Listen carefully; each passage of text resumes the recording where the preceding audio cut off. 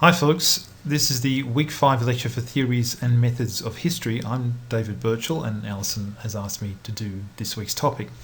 Now, you will be aware that this is part of a suite of topics in the unit where we're looking at different aspects of historiography and of the history of different countries over a period of time as it affects ideas of nationhood and national identity in different ways.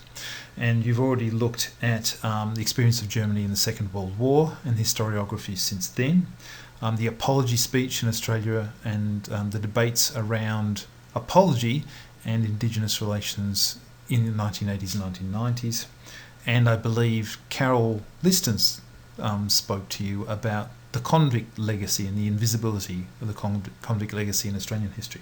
And next week, in week 6, I think Judith Snodgrass is also going to talk to you about Japan's image of itself and its relations with the United States in and subsequent to World War II. Well, here's a slightly different take.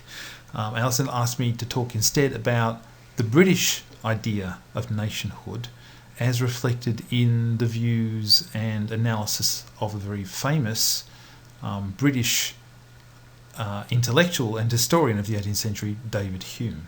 Now, British nationhood, I might just say a few introductory words about it.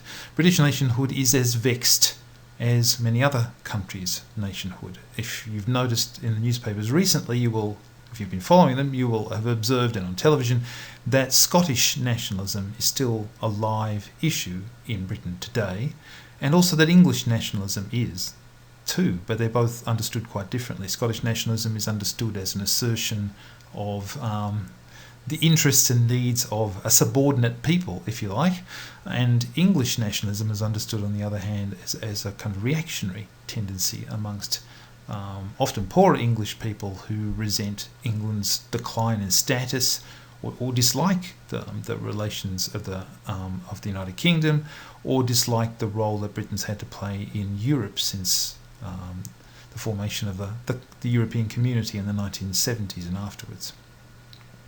So British nationalism has been an ongoing issue for a very long time, and it is still an ongoing issue today. It becomes an issue particularly in the period I'm talking about in the remainder of this lecture of the 17th and 18th centuries, when Britain, as we understand it today, is formed as a nation, or rather a series of nations, around a conception of itself as different from most other places.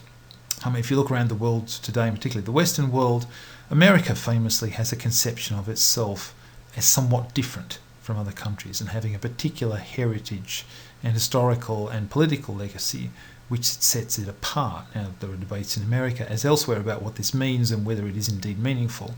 But long before America thought of itself that way, I think it's fair to say the British thought of themselves that way as well. And that's the debate into which David Hume, the person I'm talking about this week, is engaged. David Hume, you will see on the right-hand side of the PowerPoint there, he's wearing a delightful 18th century costume and a nice little brown coat and a brocaded little waist jacket there and a very strange hat that looks for all the world like one of those things that goes inside old-fashioned vacuum cleaners, which one of his detractors, Dr. Johnson, called unkindly his bag hat. Probably there was no hair under there. In the 18th century, people didn't wash much, they got lice, and often they cut their hair off and wore wigs instead. Or else, in David Hume's case, bag hats. You'll have seen while I've been talking the lecture outline for this week's topic.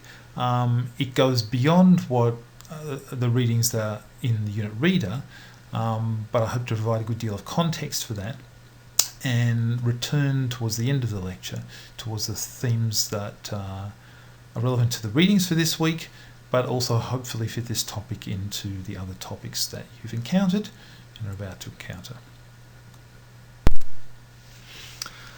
So first, a few words about the Enlightenment. This is useful in understanding David Hume. It's useful in understanding history and historiography and theories of history. And it's also useful in terms of the context of Hume's life and the writing of history in the 18th century. If you want to do a really short version of it, the Enlightenment is an intellectual movement, as we might say, though the word wasn't used in the 18th century, which saw itself as capable of viewing society and history critically, or if you like, from a distance. The word critical is a term that's commonly used in humanities scholarship still today, often with a number of different meanings, I think, and sometimes in a rather romanticised way where it sounds as if the critic is in fact some kind of God figure who lands upon the world and observes it from outside with a clinical eye. Historians in recent decades have pointed out that the Enlightenment has this conception of itself as critical and as capable of analysing society, as it were, from the outside, because that's kind of the place in which some of these people have been put. The Enlightenment, historians of recent decades point out, was born out of the experience of European states in the 18th century, the building up of states in Western and Central Europe, in the states of Germany, in France, in the British Isles as well, and elsewhere, out of a long period of turmoil in Europe in the 16th and 17th centuries, where states were quite fragile entities. In the 17th and 18th, latter 17th, I should say, and 18th centuries and into the 19th century, states are being built up to resemble what we might call something like a nation state today, with a centralised government, some kind of bureaucratic apparatus, a centralised system of laws, legislation, and some kind of overview or purview of the population coming from statistics and different kinds of bureaucratic agencies. As these states built up, they required a whole body of expertise, and people were channeled into them to work for the state, and sometimes they were ennobled and made rich, other times not. But what's striking in 18th century Europe is there's a whole, if you like, caste or category of people who are rarely swept up into the world of states. Sometimes they're lawyers, sometimes they're simply university-educated people, sometimes they work as tutors or advisors to important people, sometimes they're just out in the world writing or scribbling and attempting to be published or getting noticed.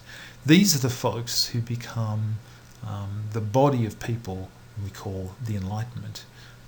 They called themselves in France the philosophes, the philosophers, but they didn't do philosophy as we would understand at university today. Instead, they commented on society as if from the outside, and they assembled bodies of thought which were supposed to criticise society from reference points that were not those of the political or religious establishment. And so you find, as I said there in the PowerPoint, a whole class of talented people who feel that they are free to ponder the world and criticise the world as it is with impunity, if you like. Now, partly they attack the established political order. Most often they fasten their attentions and their criticism in particular on the religious order in different countries across Europe, regarding the church, particularly the Catholic Church of Western and Central and Southern Europe, as an obstacle to free thought, the kind of thought they want to be engaged in. They look at the churches and they see them tied up with the state, as is particularly true in Catholic countries, and they imagine that the state and the church are involved together in a kind of, if you like, kind of collective state religious brainwashing exercise to persuade populations that they know what's best for them, and that, as Voltaire, the man on the right in your picture, the most notorious of the French philosophes of the Enlightenment, said that they were creating a kind of, if you like, smoke machine to hide how the world really worked behind a whole mumbo jumbo about religion and destiny and hereditary and the ancestry of kings. In this picture created by Enlightenment figures, as I said there in the PowerPoint, history is understood as a critical resource. You use history to turn criticism upon the order of things in your society as it is. Whereas, of course, traditionally, history had been understood as a way of understanding or legitimating the way things were. You told the history of kingdoms through the families of the kings and powerful people. And through that, you got a sense of destiny and inevitability of great people ruling. Enlightenment philosophers, on the other hand, like to think that they could poke criticism and even undermine the pretensions of the existing order using history to do so. And out of this enterprise comes a large part of what we today call academic history, which often imagines itself doing exactly the same thing. And if you go to a history conference and watch academic historians at work, often they talk as if they are stripping away the pretensions of the ruling order of society, past or present, and showing things how they really were. This is, as it were, an Enlightenment way of thinking. In Britain, this is a kind of footnote to what I just said, really, the Enlightenment took a slightly different course. There was no absolute monarchy in Britain, as there was elsewhere in Europe, which could be seen as suppressing opinion in the same way that, say, the French monarchy did, or some of the monarchies of the German states, or let alone Spain or Italy. Because views weren't suppressed in the same way, critics were free to speak more freely, but tended, at least at that time, to be less hostile towards the state, though they often weren't friends of it. The leading churches in the British Isles were also more diverse. The Church of England in England, the same church we call the Anglican Church in Australia today, was an established church, but it didn't have the same authority of opinion than the Catholic Church had in various continental countries. And it wasn't able usually to punish opinion or punish individuals for unpopular or heretical opinions in the same way that continental Catholic churches had been. So the Enlightenment in Britain has a different temper. It is less angry in its tone, and its criticism is more muted, and is more inclined to accept that the British state, for all its flaws, has certain virtues. Another aspect of the British Enlightenment that's striking, though you find something similar in France and the German states as well, is a focus upon the scientific achievements of the modern West, as we might say, since the 17th century, as the basis for a new critical understanding of the world.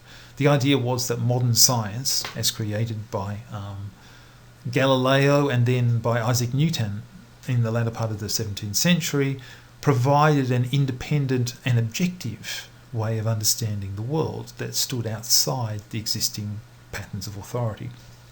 And Enlightenment philosophers in Britain, as elsewhere, but particularly in Britain, often adopted what they thought to be the scientific method when they were pursuing their investigations.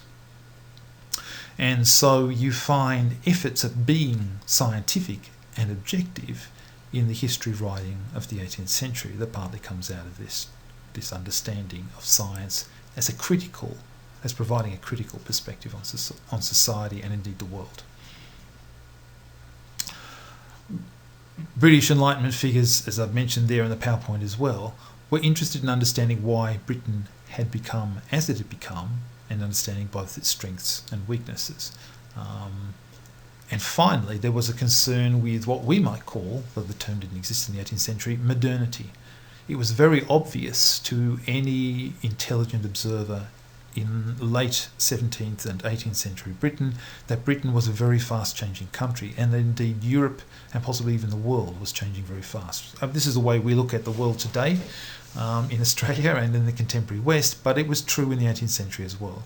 Many of the things we take for granted now were new then in commerce and trade and travel across the globe and changing social relations. And the rise of commerce and trade and public finance were very striking and controversial, actually, in their day as well. The rise of cities, the relative decline of the countryside, the shifting of social elites from primarily focusing their fortunes on land to focusing their fortunes more and more on overseas trade, and indeed domestic trade as well. All of these suggested that the world was changing and the character of British society was changing too. And a good deal of Enlightenment historical thought and other thought in Britain in the 18th century was devoted to those questions. Here we come to the point where we're connecting up with some of the previous topics in theories and methods this semester. In the 18th century, and I'll say more about this in a minute, British people come to regard themselves as in a kind of oasis, historical kind of oasis of tranquility, if you like. At least in the British Isles in the 18th century, not so much in France or elsewhere. The 18th century is a quiet time. But there had been a dark time in British history not long before, which was still in the living memory of some at the start of the 18th century, and had entered national and personal and family folklore. And it was the middle of the 17th century when Britain had descended into a series of horrible civil wars that, much in the manner of the First World War and the beginning of the 20th century, 100 years ago this year, had decimated the British social elite destroyed the useful members of the aristocracy, and divided families and communities against each other in the way that modern civil wars do as well, of course. To cut a long story short, the British monarch at the time was Charles I. You can see his picture, or rather you can see his picture 3 times, as painted by the court painter Anthony van Dyck in, I think, the 1630s. The top there, and he's wearing a rather elegant ruff around his neck, as well as the rest of the early 17th century fancy person's kind of garments. He was the king at a time when Britain descended into what looked like political and religious chaos. And he was a victim of that chaos. He was executed by the new regime that arose as a result of the civil wars, and that execution hung as a shadow over British politics and society for a good century afterwards. And a rancorous and unpleasant debate about the civil wars and what they'd been about was there in British public life for a long time afterwards. So we can think of, debates in modern Australian politics and the United States and elsewhere where particular events in history stay live a long time after they've passed and continue to make people angry. On a much smaller scale than the execution of Charles I, I guess the events of November 1975 in Australia still have people talking. A range of events that happened in the United States in the 1960s and 1970s, assassinations of presidents, the Vietnam War, still keep people talking and arguing today. The English Civil War was very much like that, only even more traumatic, since the war was fought on British soil and killed very many people. Also, the war divided the country on 2 different kinds of lines. It divided the country on political lines, where you were forced to take a choice between supporting the king and the parliament, which had declared war on him, claiming that he had attempted to rule without parliamentary support. That was the first line of division. And the second line of division was religious. The established Anglican Church, at least in its majority standpoint, had been moving to be a more ceremonial church. I'm not going to take you through the theological issues involved here. It was a more ceremonial church, perhaps looking slightly less unlike the Catholic churches of continental Europe. And there was a contrary party inside and outside the Church of England, often known as the Puritans, who opposed this development and believed that it would lead Britain down the path of the awful countries of the continent that it had avoided up to that point. So this became a religious division within British Protestantism, which, even though it was within one religious grouping, was extremely bitter, in the same way, of course, that internal religious divisions in the world can be bitter today, such as between Sunni and Shia in Iraq as we speak. And it produced a party system that persisted for a century or more afterwards, and still has echoes in British politics today, actually, which divided the country politically along these fissures. People still recall the so-called Tory party as being the party of the king, and the so-called Whig party as being the party of his parliamentarian opponents. Whigs thought of the Tories as supporters of arbitrary monarchy.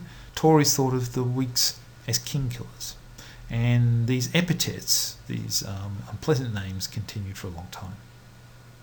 And so in the 18th and 19th centuries, the civil wars become for British people the key event in modern history, the modern history of the country, that has to be explained, a kind of national stain. How it was that a country that liked to think of itself, or countries that like to think of themselves as generally peaceable and united, had been so horribly divided that families had been turned against each other with a great deal of butchery. And by the way, the picture, the person at the bottom picture on the right-hand side there is Oliver Cromwell, the man responsible for most responsible for overthrowing and for the death of the king, shown as he had asked to be, famously, warts and all. If the 17th century was the horrible time of modern British history, the 18th century was understood by people who lived through it, at least up to the time of the French Revolution in the 1790s, as being a time of relative peace and tranquility. Britain's economy grew steadily. Its social elite enriched themselves from British colonial possessions across the globe.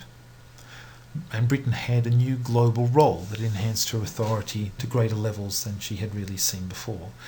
On the bottom right-hand corner there of the PowerPoint, by the way, is Sir Robert Walpole, the most famous or notorious British politician of the first half of the 18th century, who established a kind of regime that lasted in effect for several decades, built out of the resources of the Whig Party. In the top right-hand corner there, you can see one of the two major cities of Scotland, where Hume grew up in the 18th century, Glasgow, and some of the beautiful 18th century buildings that you find there.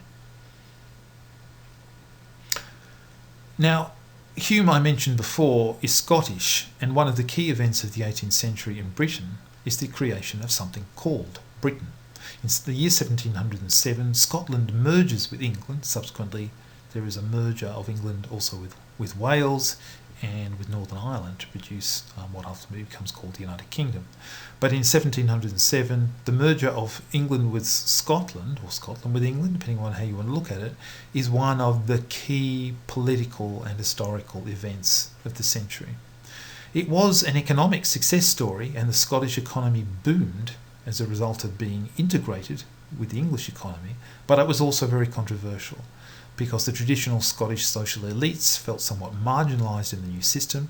They now had to belong to a British Parliament held in London in England, and the Scottish Parliament no longer had any effect.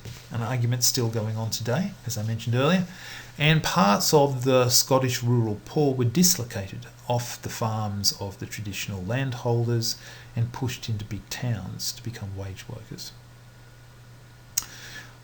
As a result of this, there are new narratives of British history that emerge in the 18th century, which involve also narratives of the integration of England and Scotland. But these are not neat or symmetrical histories. The Scottish don't always have the same view that the English did. And by the way, the English didn't always like the integration of Scotland into Britain either. They found London full of ambitious young Scottish people on the make, as they saw it, after a quick quid, and they liked to make fun of their weird accents. And likewise, Scottish people, while they were busy trying to make the best they could of the new economic system, liked to make fun of the English behind their backs and make fun of their accents too. So one has a whole new national narrative emerge in the British Isles in the 18th century out of the integration of these countries and the creation of this new place called Britain, which has suddenly a greatly enhanced role in the world, all across the globe, in the first so-called British Empire, so-called First British Empire. I mentioned before the Whig Party, and this is an important thing for this week's topic, since Whiggism in British history means a number of different things. First of all, it means the party that emerged in the aftermath of the English Civil Wars that represented the old parliamentary interest. The picture on the right-hand side there is significant, if you can see it clearly. You have Oliver Cromwell on the top of a plinth, a statue of Oliver Cromwell, and below him the English or British lion, as it became, and the building he's standing outside is actually the Houses of Parliament. So we have, and across the road, if you've ever been to London, you will know this, he is looking towards, this is an accident really, historically speaking, Buckingham Palace, which has become the Palace of the Royalty. So you can see there Oliver Cromwell understood as the representative of a certain British tradition, even though he was most famous for killing one of Britain's kings. So you can see a tension there in British history where Whiggism, as it were the descendants of the party of Oliver Cromwell, becomes one of the major political traditions in Britain, but one which wants to emphasise the role of Parliament and what it understands as the liberties of the people as against that of the state and the monarch. That's one definition of Whiggism. Another definition of Whiggism is the political tradition now understood as an historical narrative. So, following the second dot point there up on your screen, there is a way of telling British history that got called the Whig view of British history. And it got called that because Whiggish people in the 18th century and afterwards liked to tell history that way. It was the history of their party, but it was also the history of a set of political ideals to which they felt attached. And so they constructed a narrative of British history which gratified their own political ideology, if you like, but also stitched together what they thought to be the positive values of British political history and indeed of British society. And the story ran, very crudely expressed, something like this: that in the 16th and up until the middle of the 17th centuries, Britain had been losing its liberties and becoming steadily more monarchically dominated, the king's role becoming stronger, the role of Parliament as the supposed representative of the people, though in the 17th century the electorate was very small, I have to tell you, was diminishing, goes the story. And so it was necessary for Parliament and the people to rise up against the king and the English Civil War and establish British politics on a new footing. The next part of the narrative says, well, this didn't kind of work, absolutely, and so Britain lapsed back into something more monarchical and absolutist again. But then in 1688, a very famous year in British history, there was something called the Glorious Revolution, where the monarch, the new monarch James II, was overthrown and replaced by people imported, part of the royal family, but distant members of the royal family, imported from overseas at the request of the British Parliament to become constitutional monarchs in his stead. And so the Whig story of British history becomes a story of the triumph of Parliament and people over monarchical prerogative through this series of events in the 17th century that led supposedly to British liberties emerging in the 18th century and afterwards. So it's a story of a party's triumph, but it's also the story of the triumph of a series of liberal political values to which many British people adhered. And so again, I think you can see the way that history in the Whig version is being enlisted for purposes that are both, if you like, nation building and also party political, which we can see elsewhere in other times and places. David Hume is the author of the readings that you will have looked at for this week. He's perhaps the most famous philosopher of 18th century England and indeed one of the most famous philosophers of the 18th century. People today read him as a philosopher, and his treatise of human nature is the most common thing that a modern philosopher would read of David Hume's. But he said in his own time that this famous book now fell dead-born from the press and that hardly anyone ever read it. And most people who had read David Hume and knew his name in the 18th century knew him instead as the author of a famous history of England, a famous and controversial history of England, which told the story of the British Isles, supposedly, from the arrival of the Romans in the period of Julius Caesar all the way up to the Glorious Revolution of 1688, but which focused on the 16th and 17th centuries. David Hume is a characteristic figure of the British and Scottish Enlightenments of the 18th century. He was born in the Scottish city of Edinburgh to a prosperous legal and commercial family. Law and commerce were the bastions of polite society in Scotland in the 18th century and the bastions of the Scottish Enlightenment. And he grew up in a new Scotland produced after the merger with England in 1707, which he takes for granted and enjoys, but also mocks in certain respect as well. David Hume is also one of the 18th century's most notorious unbelievers. He is a pagan. We would say today he's an atheist, perhaps. His exact views were always slightly vague, but it was clear that he was not religious and thought that on the whole Christianity was a foolish religion. And this was not again uncommon amongst 18th century Enlightenment philosophers. Another famous British historian of the 18th century, Edward Gibbon, shared these views, and people in France like Voltaire likewise. They liked to poke fun at the church and religious people, although sometimes they also had religious friends and even church-focused friends. Because of his religious or anti-religious views, Hume was unable to teach in a Scottish university, and so instead he was free, as it were, to do what he liked, and he chose to write philosophy. Hume's philosophy is famous today, as I said, but also understood as being part of a broader British tradition of philosophy, leading from the 17th century, possibly even through to the 21st. One of the features of modern British philosophy since the 17th century is something called empiricism, about which I may talk more in a second if I can find a way to do it. But the key features of British philosophy in Hume's day and subsequently were placing high value on science and scientific observation, as a basis for philosophical understanding, a focus upon observation of the world and of people as a source of knowledge about the world, also understood as a scientific thing to do, and a focus, following the famous 17th century English philosopher John Locke, upon sense impressions, upon the human being as a sensory animal who engages the world through their senses in the first place and only secondarily through their intellect. I think it's one of the striking errors that we often make about the period of Enlightenment that we say the Enlightenment was the age of reason. Now, it's true that Enlightenment philosophers like to think that they had developed a new form of reasoning which was critical and free from all the restrictions of traditional establishment thinking.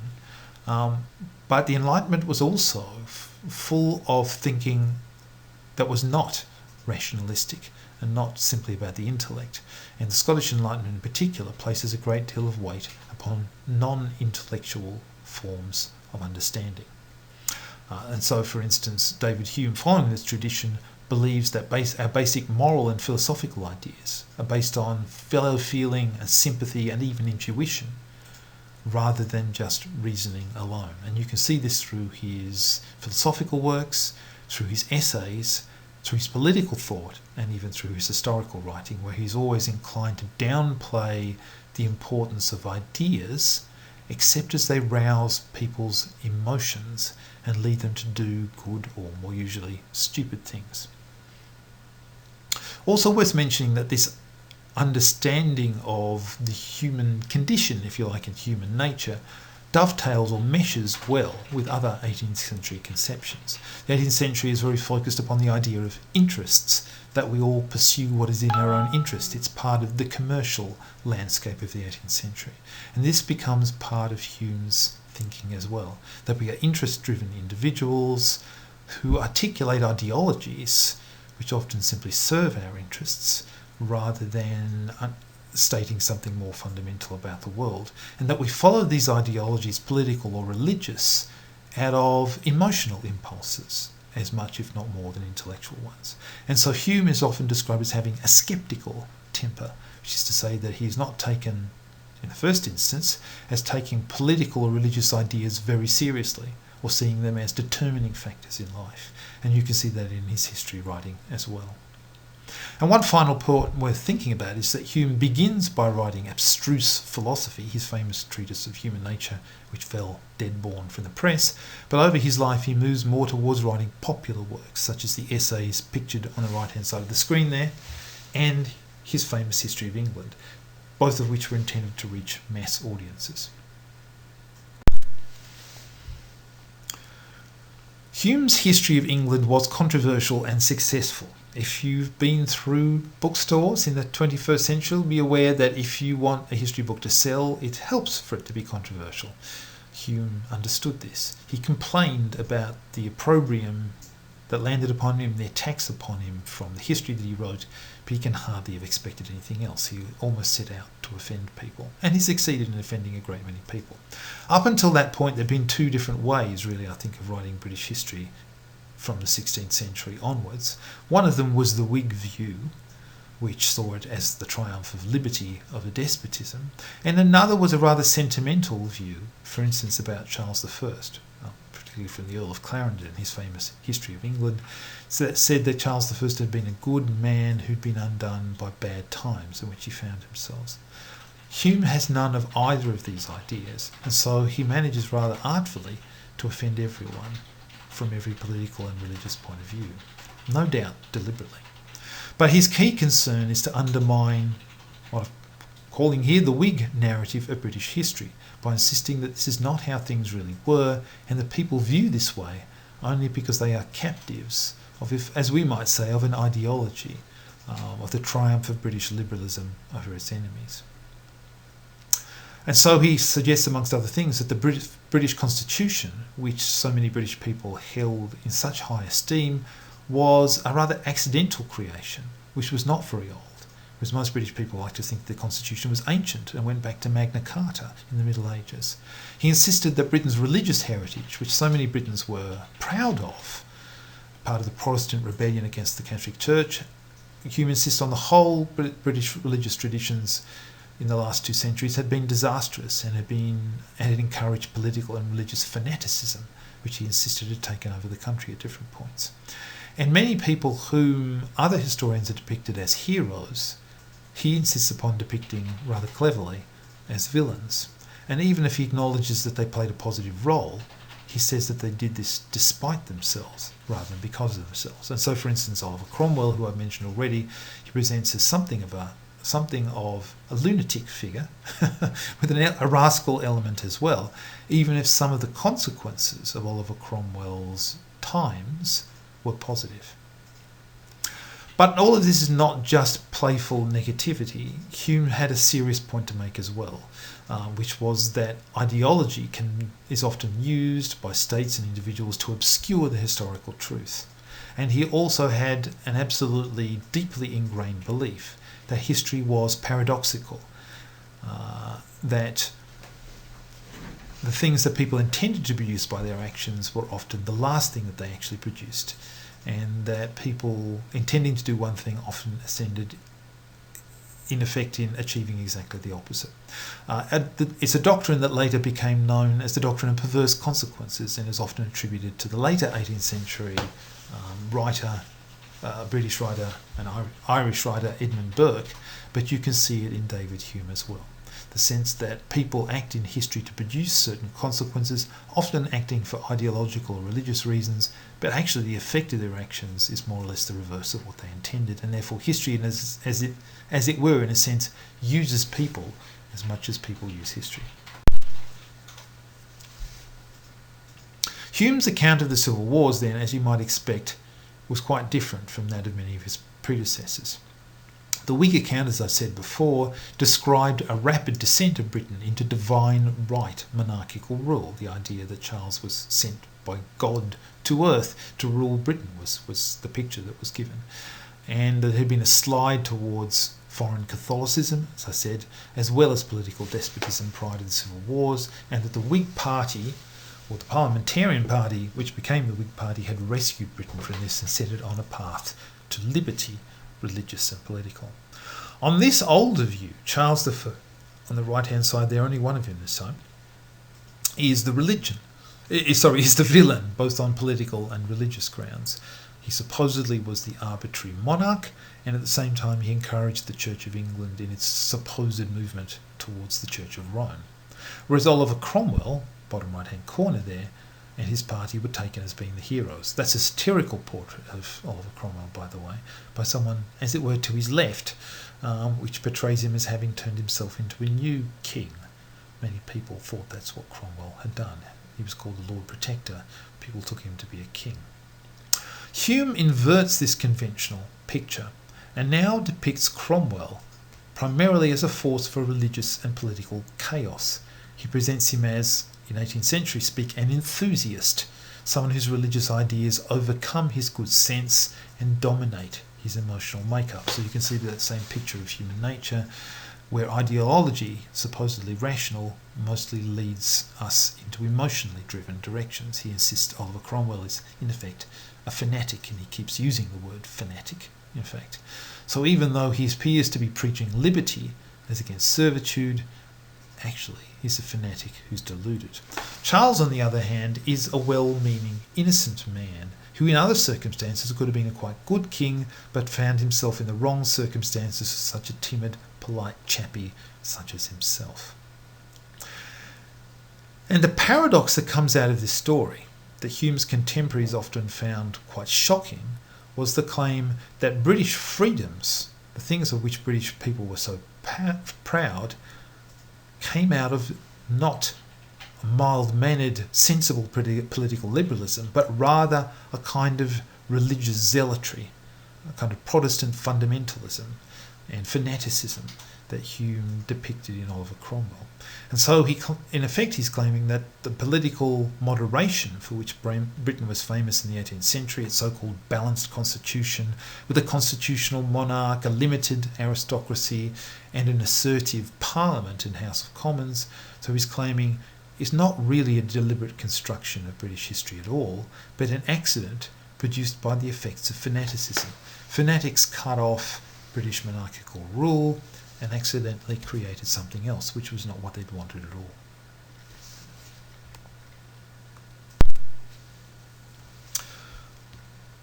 Okay, here's some final thoughts for tutorials. There, of course, is our friend David Hume on the right-hand side there. Again, this time wearing a very British-looking, British red jacket and waistcoat with all sorts of gold brocading on it. David Hume, as Nicholas Phillipson, his best biographer, has pointed out, was a man fond of eating and drinking, fine food and drink. He took this not just as being an enjoyable thing, but a kind of statement. In Hume's mind, contemporary society and intellectual culture worked best when it was sociable. And so he claimed that as the most sociable man in Edinburgh and Glasgow, he was being the best citizen as well. This was part of his take on contemporary life. Anyway, enough of David Hume and thoughts for tutorials. Here's a few questions to think about. David Hume appears as if he's attempting to demolish the Whig account of British history in general and the Whig account of the British Civil Wars in particular. Does he really want to destroy it? It's an interesting question, I think, for people to discuss in tutorials. Is it about destroying it, or is he attempting to unravel the picture from the inside? A more complicated point of view. I think we often today in the world experience people who critique, for instance, a narrative of nationhood, while still imaginatively presenting themselves or understanding themselves within the nation still. There are people, for instance, who will freely say that Australia is the result of an invasion of European people, and yet, of course, such people rarely decide to migrate back to Britain in repentance. They mostly stay here anyway, and may not even be particularly politically active. But it's a kind of statement to say that Australia was invaded by European people. In the same way, it's possible, and some historians have read Hume as being not a foe of the British Constitution or British liberties, but a friend who was critical. And so, in a sense, he's attempting to unravel the story from the inside. One Scottish historian of the 1970s just famously described David Hume not as a Tory, as he'd often been taken, but as a sceptical Whig. He believed in Whiggism and its political values of a small state and freedom of speech and a broad role for civil society and civil institutions, but he was sceptical of the ideology of Whiggism, which turned his stomach. So that's the first thing to think about. Second question you might want to ponder: does Hume have a rival account of British progress towards his own day, towards an era of politeness and prosperity that so many British people enjoyed in the 18th century? Does he have an alternative narrative, or is he mainly engaged in a game of unravelling the narrative that's there already? That's an interesting question too. Third point perhaps to think about: I've talked here about some of Hume's philosophical ideas, his views about religion, and his method of carrying out historical investigation. What are the links between these things? In what way can one understand the way he's writing history as coming out of his philosophical ideas? For instance, his focus upon observation, his interest in what we might call the emotional life as much as the intellectual life, his focus upon ideology as obscuring the truth, and so forth. And also his critical views about religion, which he mostly simply sees, as I said already, as a source of fanaticism, and he enjoyed baiting religious folks, it has to be said. And finally, there's the question of Whig history itself. You could say that British people have had themselves on for a long time by presenting Britain as having some kind of destiny in the world to bequeath liberty around the country, around the globe. You could say the same thing, and many people have, about the United States of America in the same regard. But national narratives of that kind, of course, play an important role in national life. They integrate populations, they make it possible to have national arguments and discussions, they give people a reason to vote in elections and to identify with themselves with the people who are elected. Is it actually such a bad thing to have some kind of national narrative which only bears some relationship to the truth but has some grains of truth in it. It's a question that we encounter all the time in Australia. For instance, there's been a remaking of Australian nationhood, of course, since the 1970s around stories like Gallipoli or Kokoda. Now, clearly this is not an accurate description of all of 20th century Australian history. Australia was not really founded at Gallipoli, and Australian nationhood was not really defined by the Kokoda track either. But they seem to serve a purpose for many, particularly younger adult Australians, in understanding their nationhood. Is Hume just being too clever, or is there a good reason for wanting to undermine Whiggish notions of history of that kind? I hope this was intelligible to you, as David Hume also would have wished it to be, and hope that you have fun in tutorials this week as well and for the rest of the semester. Take care, folks.